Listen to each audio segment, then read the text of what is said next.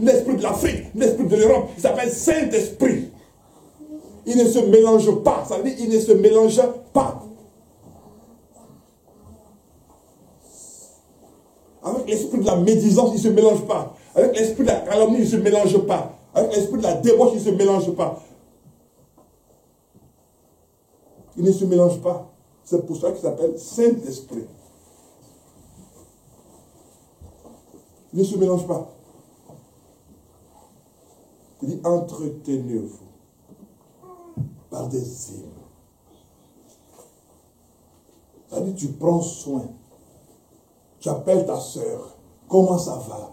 Oh, ça va pas fort. Tu sais, le Seigneur est fidèle. Parce qu'il y a un hymne qui commence à sortir. Le Seigneur est fidèle. Parce qu'il y a un hymne qui sort. Prends courage, ça va aller.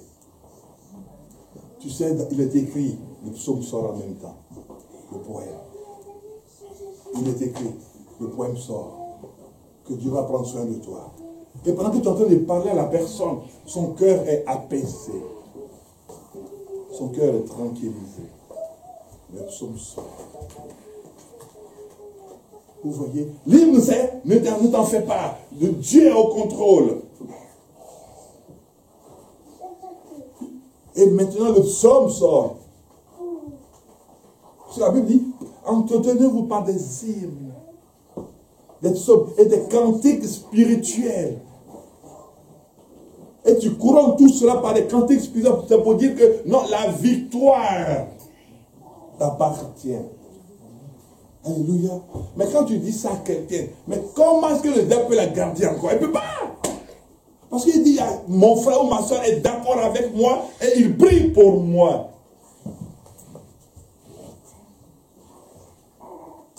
Oui. Oui.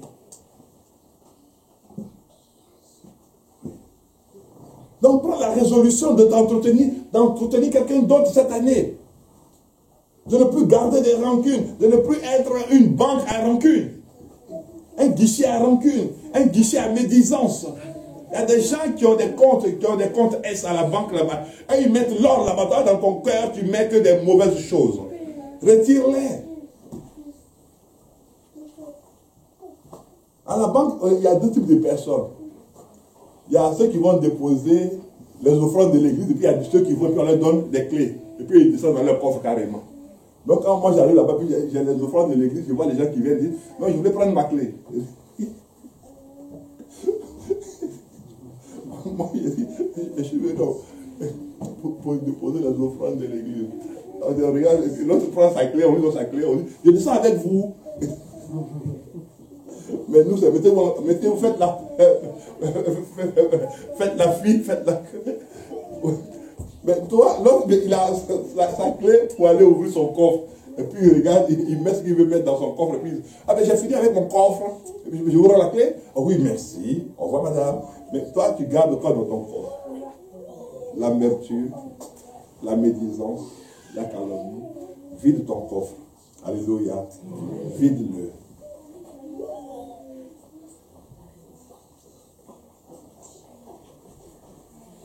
La femme qui va dire elle est heureuse et joyeuse et en paix, c'est qu'elle n'est pas encore mariée. Le jour où tu es marié, c'est là que commencent tes problèmes.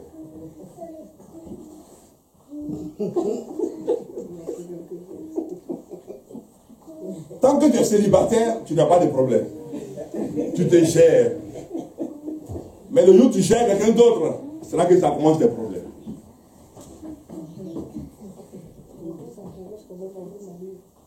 Et quand un homme est célibataire, il se gère, il est heureux. Quand il s'habille, il est content. Le jour où il se marie, ah non, son habillement change.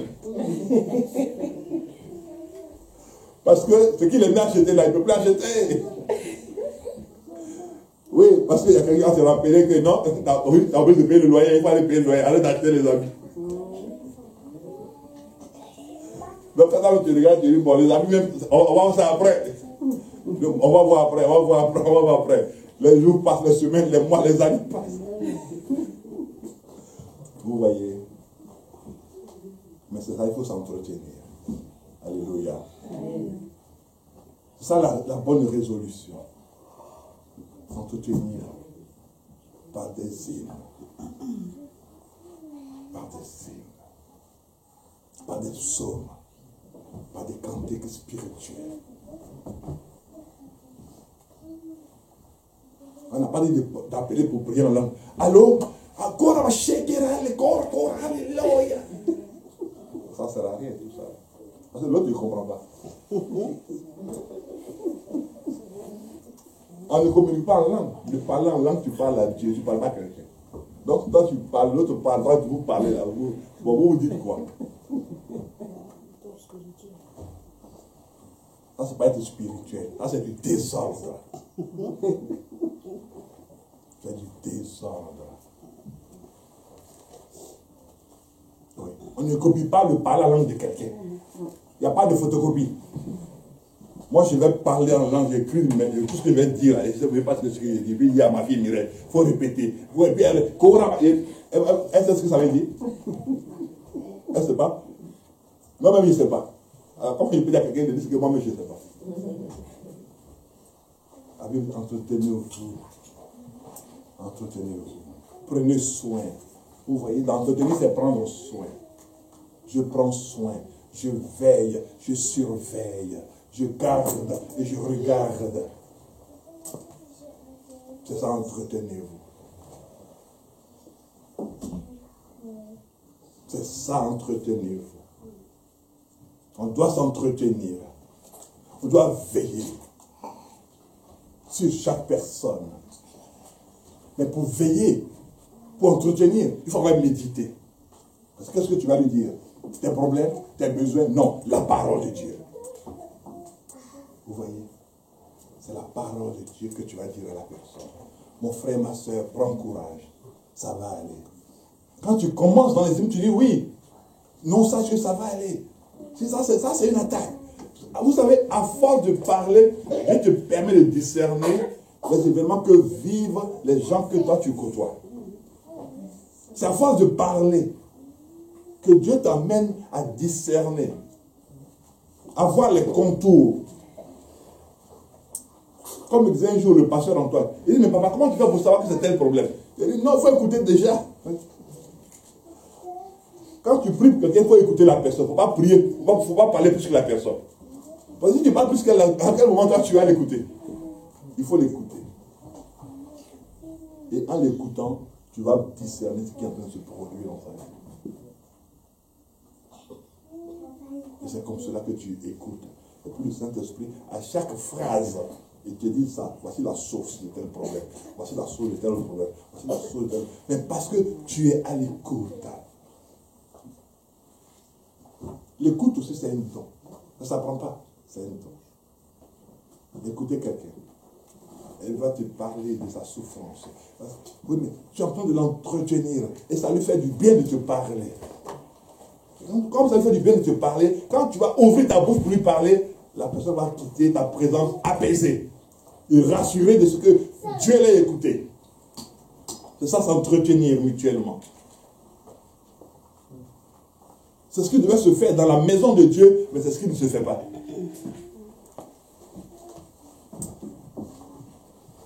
Vous voyez, ça c'est une autre résolution.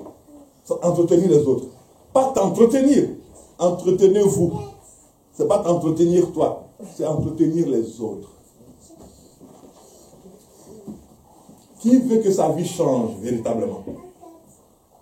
Qui veut que sa vie change véritablement? Lève ta main. Ce que tu es en train de faire là, vis ça, tu verras. Vis ça, tu verras. Avant le mois de mars, si tu mets ce qu'on est en train de voir en pratique, tu vas voir comment ta propre maison va changer. Ce n'est pas toi, mais ta maison va changer. Tu vas voir que des choses que tu ne pensais même pas vivre, tu vas les vivre. Parce qu'il n'y a rien de tel que ce... Vous savez, quand tu t'occupes d'autrui, tu es plus heureux. Est-ce que ce n'est pas vrai? Oui. Quand tu t'occupes d'autrui, tu es plus heureux. Prenez, je vais vous donner le cas d'une maman. Une maman, une jeune maman, elle vient de faire son bébé. C'est son premier bébé. Mais le bébé, il dort, mais elle va aller le prendre quand même. Mais pourquoi elle le prend? Il dort. Elle sait qu'il dort. Elle sait qu'elle le dérange. Mais le préfet, elle le trouve. Oh, vraiment. Le même. Mais laisse-le dormir. En s'occupant de ce bébé-là, elle est encore beaucoup plus heureuse. Et cela donne un sens à sa vie. Donc, en t'occupant de quelqu'un d'autre que toi, ça te rend plus heureuse. Ça te rend plus heureux. Ça te rend encore utile entre les mains de Dieu. Et c'est là que tu vas découvrir que Dieu va... Tu avais en toi un talent caché. Vous savez, les dons, ils sortent comme cela. Les dons spirituels. C'est en s'occupant de quelqu'un d'autre que tu découvres que Dieu avait mis en toi un don qui t'est caché. C'est là que tu vas découvrir, que tu vas faire des songes, que tu vas découvrir que la personne avec laquelle tu as parlé hier, dans sa vie, a tel problème. Quand tu allais dire, oui, mais hier, quand on a parlé, quand j'ai prié, puis je suis allé dormir, voici ce que Dieu m'a révélé.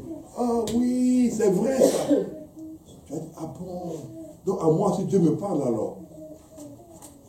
Oui, mais il y a longtemps que Dieu voulait te parler, mais tu t'occupais de toi-même. Tu t'occupais de toi-même. Vous savez, la vieille qui est partie auprès du Seigneur, le jour où elle m'a donné une phrase du Seigneur, et puis je lui ai dit, mais la vieille, quand ça vient du Seigneur, il dit, eh bah, donc moi aussi Dieu me connaît quoi. Vous voyez. Mais puisqu'au départ, elle était absorbée par ses problèmes. Mais quand elle a commencé à prier pour moi, que Dieu lui a parlé, elle m'a dit, cette phrase, ça vient de Dieu. Elle dit, eh bah, ah donc Dieu me connaît. Non, mais la vieille, Dieu te connaît. Mais c'est toi qui ne veux pas que Dieu te parle. Vous voyez. Entretenez-vous. Donc, prends la résolution d'entretenir quelqu'un d'autre que toi. D'appeler quelqu'un d'autre que toi. D'être là, de faire le nombrilisme. D'être là, le centre de la terre. Non. Laisse Jésus être le centre, s'il te plaît. Alléluia. Là, c'est une autre résolution. On va continuer dans les résolutions. On va aller dans le psaume 37.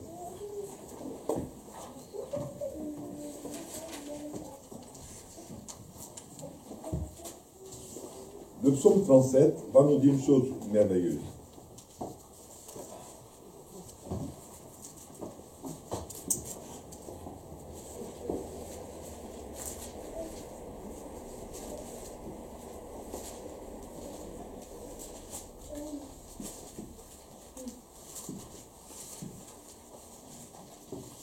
Il dit ceci à partir du verset 3. Confie-toi en l'Éternel et pratique le bien. Psaume 37, verset 3. Confie-toi en l'Éternel et pratique le bien. Aie le pays pour demeure et la fidélité pour pâture. Fais de l'Éternel tes délices, qui te donnera ce que ton cœur désire. Alléluia. Confie-toi en l'Éternel. C'est-à-dire, dans la résolution que tu vas faire cette année, c'est de te confier plus en l'Éternel. Ce n'est plus de ressasser tes problèmes, tes difficultés, tes manques. Non, ce n'est plus la peine de les ressasser. Tu as commencé premièrement à chercher le royaume de Dieu et sa justice. Deuxièmement,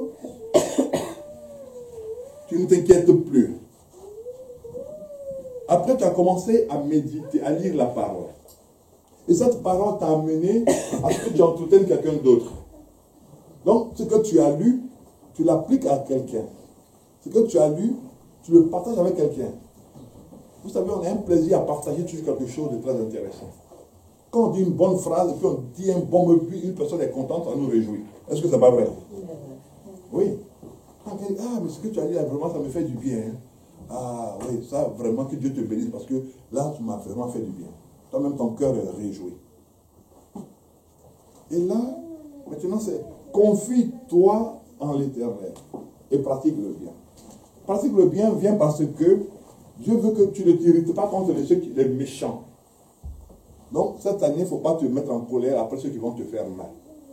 Donc, il faut te confier en l'Éternel. Il faut que tu laisses ton cœur appartenir définitivement et totalement et résolument à Dieu. Et que tu ne laisses pas la place à quelqu'un pour qu'il te fasse du mal. Et que tu ne sois pas là pour dire, mais Seigneur, pourquoi ce sont les non-croyants qui réussissent? Pourquoi ce sont les méchants qui réussissent? Pourquoi ce sont les comme ceci, les comme cela qui font ceci? maman nous posait une question. Pourquoi les femmes chrétiennes, souvent, il y a des stériles dans les églises, et pour ceux qui ne vont pas à l'église, ils font beaucoup d'enfants. Mais ça dépend de Dieu, ça ne dépend pas de l'église. Ça dépend de Dieu. C'est Dieu qui les a créés comme cela. Il n'a pas dit comme tu es à l'église, tu es stérile. Et comme ça, tu ne vas pas à l'église, je donne beaucoup d'enfants. Non. Il y a des questions même des fois qui n'ont pas lieu d'exister, mais on les pose quand même. La Bible dit, si quelqu'un est sur la terre, il a été créé par qui? Par Dieu. Voilà. Être chrétien, c'est un choix différent. Mais quelqu'un qui est sur la terre, Dieu l'a créé. Il n'a pas dit comme toi tu vas être sorcier là, tu n'auras aucun enfant. Comme toi tu vas être franc-maçon, tu n'auras aucun enfant. Comme toi tu vas être rosicrucien, tu n'auras aucun enfant. Comme toi tu vas être dans des loges, vous n'aurez aucun enfant. Il n'a jamais dit ça. Il a créé les hommes, il dit soyez féconds. C'est tout. Il n'a pas dit que les chrétiens vont être riches ou ils vont être pauvres. Et puis on dit non, mais pourquoi est-ce que ce sont les non-croyants qui sont riches? Est-ce qui t'a empêché d'être riche? Il ne t'a pas empêché. Mais il dit, toi cherche. Parce qu'il a mis un secret quelque part. Alléluia. Donc, confie-toi en Dieu pour ne pas que tu t'irrites après les gens qui réussissent. Pour ne pas que tu te mettes en colère après les gens qui évoluent, après les gens qui progressent. Confie-toi en Dieu. En te confiant en Dieu, ton cœur change de direction. Tes yeux changent de direction. Et même ta langue change, ta façon de parler.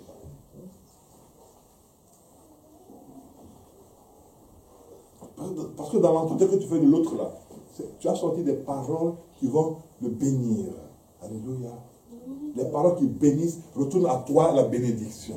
Vous comprenez? Les paroles qui bénissent retournent à toi-même la bénédiction. Parce que les gens ne savent pas. Quand tu es habitué à bénir les gens, en retour, toi-même tu as la bénédiction.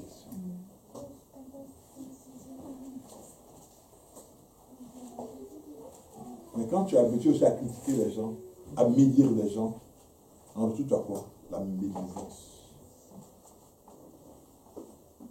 Quand tu es habitué à ce que les gens ne réussissent pas, mais en retour toi-même tu ne réussis pas, ta famille ne réussit pas, tes enfants ne réussissent pas.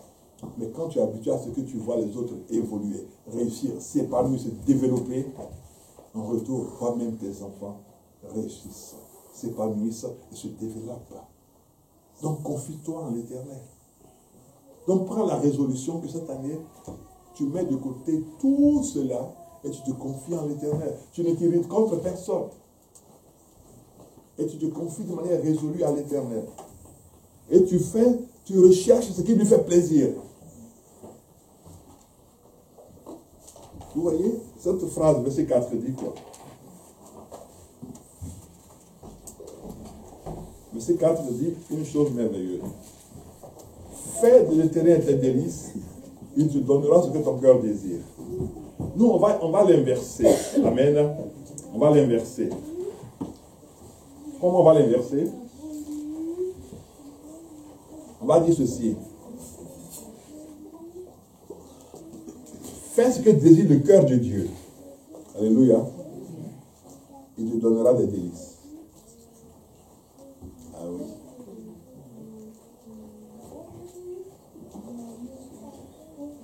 Fais ce que désire le cœur de Dieu. Et l'Éternel te donnera des délices.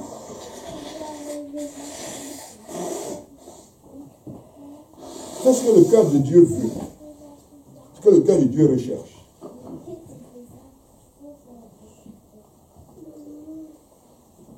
Si tu veux avoir les délices, fais ce que le cœur de Dieu recherche.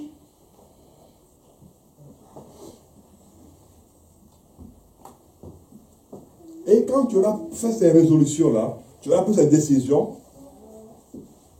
voici ce qui va se passer maintenant. Quand tu auras vraiment pris la décision de marcher comme on vient de voir, il va se passer une chose, tu vas te surprendre. Oui.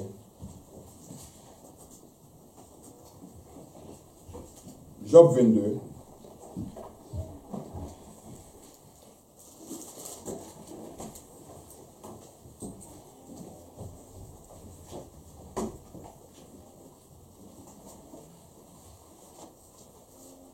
dit maintenant, alors, conclusion de toutes ces choses, à tes résolutions répondra maintenant le succès. 28. Job 22, verset 28. Conclusion, à tes résolutions maintenant, la réponse est quoi? Le succès. Quand tu as résolu de faire toutes ces choses, alors là maintenant, le succès t'accompagnera. Le développement t'accompagnera. La prospérité t'accompagnera. L'élévation t'accompagnera. Quand tu auras pris ces résolutions. C'est pour cela que dans les églises, il y a peu de témoignages. Parce qu'il n'y a pas de résolution de prise. On cherche, on cherche, on cherche. On ne prend pas de résolution. Il dit, à tes résolutions, il dit quoi? Quand tu vas te résoudre à faire des choses, alors là, moi, Dieu, je décréterai que le succès soit avec toi. Il dit, à tes résolutions maintenant, répondra le succès. Il y a dans le témoignage de l'homme de Dieu d'hier, il dit, partout où il est passé, on l'a piétiné. On l'a pris pour un moins que rien. On a dit, celui-là, il ne peut rien faire. Vous avez entendu ça, non, qui était là? Même il allait à l'armée. Même à l'armée, encore, l'a rejeté. On n'a pas dit de sortir, mais ceux qui étaient avec lui à l'armée, ils ont dit, non, celui-là, on ne peut rien tirer de lui. Dans l'armée. Hein? On lui a refusé des médailles. On lui a refusé des choses.